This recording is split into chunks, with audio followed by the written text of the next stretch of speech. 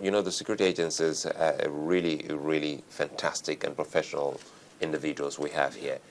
Swapping anyone that is already in their net is as good. It's painful. No. It's as good as making whoever they are setting off, useless to his people. First, when he gets back to his camp, they see him as a mole. Secondly, they see him as someone that is already labeled. So I don't think that letting off someone that is already with us, the people, for a number of weeks or days in exchange of the girls is any big deal. You know, terrorists are not easy to break. Okay, look at what happened in America recently. Not with the kind of professionals we do have here. They can break them. Well, our professionals can be compared to what we have all over the world. But we all agree that because of the sophistication of their intelligence, the kind of things at their disposal, perhaps the Americans are a bit above us. Yeah, recently, an American hostage, I don't remember his name, was swapped for some Talibans or whatever. When the Talibans got back to their camp or whatever, there was serious rejoicing. Because, you know, the kind of indoctrination these people have, because somebody who can cover himself with... But I tell you what, there's nowhere they will go to that they wouldn't be known. They are already marked. So we can as well use such technology at our disposal. Let me tell you something. Why the government people. Why there's a kind of gentleman. I'm not a lawyer, but eventually, if you swap these people, the same Nigerians don't, you know, it is easy for us to criticize. The same Nigerians will come up later and say, you know, if perchance it is possible the man that was released as a hostage decided again, because you are not sure he's been convinced or he's been indoctrinated from the government side to drop his militancy. If he gets back, wears his whatever again and comes back to do the same thing, the same society will say, why did they release him? I mean, why, so, why do you think that, you know, people are critical about the kind of action or the response or what we're doing about this whole matter? People have to be critical because we are emotional human beings. We are people with feelings. Like I just said, even the president said it sometimes, he's also a father. Anytime you wake up and say, some children are in the bush, surrounded by goons, by, you know, sometimes the way they behave, you even think they are onto drugs. You know, you will feel the pain. You will want to say, nothing is being done. The kind of thing that comes in you, the emotion that comes, we want you to even abuse anybody. That is normal. But that's why, to me personally, for the sake of the girls, not just Chibok, I believe one day the Chibok issue will be solved. For the sake of our nation, because while we are talking of Chibok, we're also talking of what happened in Kaduna. And the fear is, if we are not careful, it may be somewhere else. We do not know. The tendency is for us as Nigerians to try as much as possible to be unified in fighting a common enemy and understand that while we are eager to have our children back home, we should also be patient in the approach to bringing them home, so that eventually we will not have to declare another several days of mourning. That is my concern. Do you think our institutions have responded well to this whole matter? You know, let us appreciate our institution. They are fighting a battle that is new to them. You know, if you look at history, the Nigerian military forces, especially as an institution, has been praised for what they've done around the world. Peacekeeping, helping other nations, even fighting a civil war in Nigeria and declaring no victor, no vanquished. They have tried to a level. But you have to understand, we had years of military rule in Nigeria where, you know, I was even wondering, because under military government, I'm surprised. Even some of these military leaders that were rulers before, they should come out. Because what they should have done, we were surprised because it's obvious now. And that's why the president went to the National Assembly to have to ask for money to be able to re-equip. Don't they attend the Council of State meetings? You mean some will decide to boycott sometimes. Some will say, okay, they want to go at their leisure. It boils down to the same question of unity. Let everybody come to the same table and face a common enemy together. let us see it as the Nigerian problem, not Jonathan problem. Jonathan has, beyond even terrorism, he has other things to grapple with. He has to face the economy. He has to face a lot of things. It's not as if things are not going fine. I was just, reading your scroll this morning, that the national foreign reserve has increased to about 38 point something billion. While he's trying to borrow money, it doesn't mean some things are not happening elsewhere. But, in dealing with a number of issues, you don't expect the man to be all perfect. Well, I want to advise the president to has to maybe come out more. If Nigerians say, okay, tell us, maybe come out with some more information without jeopardizing the security forces, what they are doing. He can still do more and say more. But the most important thing is for us to appreciate him and work with him to make it a better nation. I still haven't got your comment on, Yes. On my observation. Yeah. So pained by what has happened. The president who saw it, everything. No make-believe, and he wanted to go to Borno State, Yes. and it was called off. We don't expect them to tell us if it was security report, but again, it was called off. Why is it that some of his advisors or aides didn't thought it wise at that point in time to go fetch the parents or some of those who escaped and bring them before the president? Well, my understanding of their own explanation was that sometimes, a lot of things happen. A lot of people take advantage of every situation. You need to be sure who you are even dealing with. There has been a lot of disconnect right from the beginning. Let's face that. Right from the local government to the state, there were so many misinformations coming up. One, at the point in time, there was a time WAEC even came up to say they gave information to the state that something was, that the exam should not hold in that particular school. That the government told them, no, there's no problem, go ahead. There was security or whatever in place.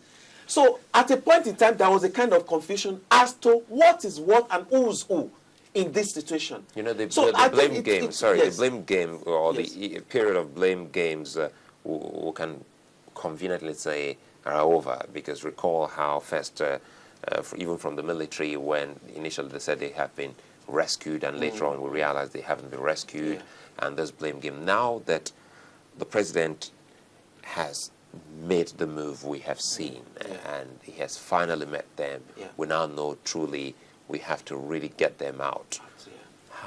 What should be the talking point of Nigerians in the days to come, so that I'll come we don't back go to the back issue to the of blame games? I think it is clear, at least, it is clear now that, a lot of people, even the people that were not cooperative at the beginning, everybody is coming together, to see. The governor of Borno came, and what he said was he was ready to work with the president to make sure that things are, that is the language, that is the mood, that is the spirit of unity. All of us should come together to look at this and stop seeing it as the problem of one man or the problem of this.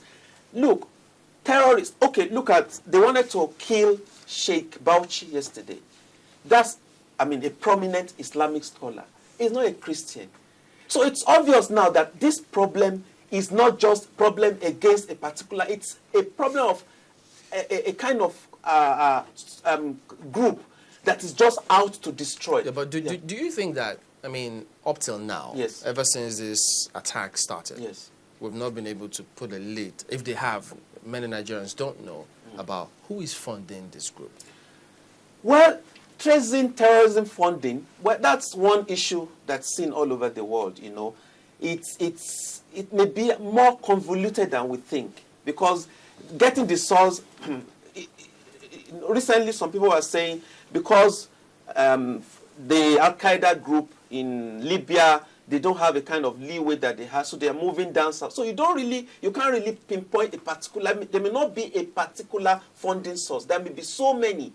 It may be internal, it may be external. But they should have an idea, but don't you Yeah, deserve you know to what? know? When you have an idea, there are certain security issues that definitely you cannot just come out like that and say this is it. There may be traces. They may be following the trace. The trail of these financing sources may be there.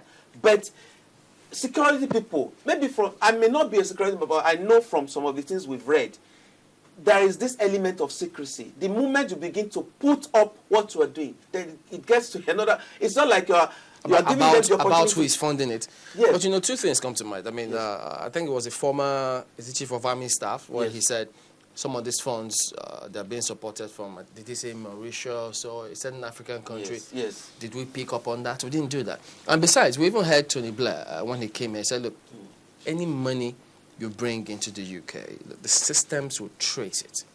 Why is it impossible or difficult I to think do here? that's, like I said earlier, we can't expect the government, I'm not saying the government is perfect in handling this. There are things, areas, loopholes that needed to be blocked. Once those areas are looked into, I think we can do it better. And one of the areas, sorry to cut in, because we just want to sort this out. That's why we're still on this case. Is former President Olusegun Obasanjo.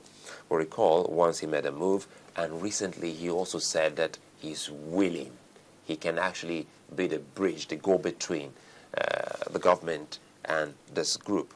Until this moment, we haven't actually heard any word from the NIC, the National Information Center, from the Information Ministry, or from anyone. Well, President Obasanjo is a national leader. He has been there. I mean, he's somebody, an illustrious Nigerian that, you know, as a former president, he knows how to reach the people. I don't think it's something that needs publicity. If he really wants to help, he'll be able to help. He can reach the president, he can reach the security forces, being a former general, being a former leader. And, you know, I think a lot of things have been said about Obasanjo that Obasanjo, definitely I know Obasanjo will not say. So I know as a patriot, you know, as a patriot, Obasanjo will do everything possible to help.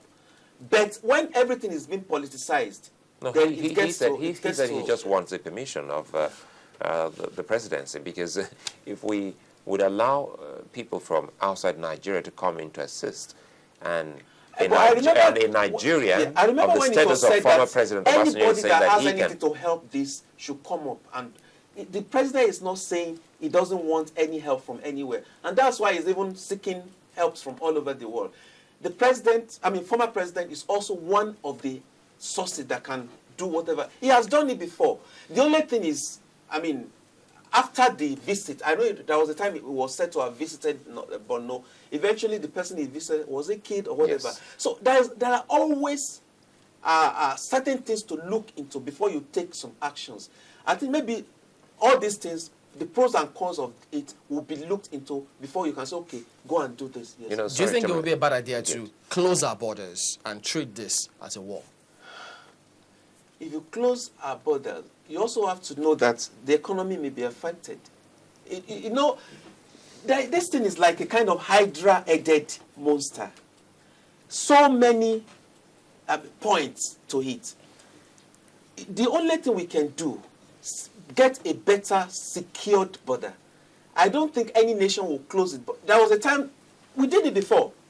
Benin Republic. But eventually, didn't we get results? We got results. You know, on the result that we got. Well, you know, when you a nation is a nation because of others. In closing your border, you have to look at it. You know, there are so many people along that border that their livelihood depends on being able to do some things across the border. We had an advantage. Yes. We took advantage of that, and that was an economic one, and we got results. Now, when you're talking, another thing we have to know, Nigeria, I think Nigeria is about 900 and something square kilometers.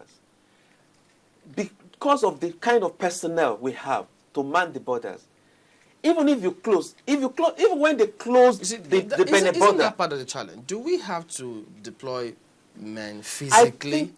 Hasn't the world moved beyond physical deployment? Yeah, beyond the physical thing, there are technological things to be done. Now we are facing those ones.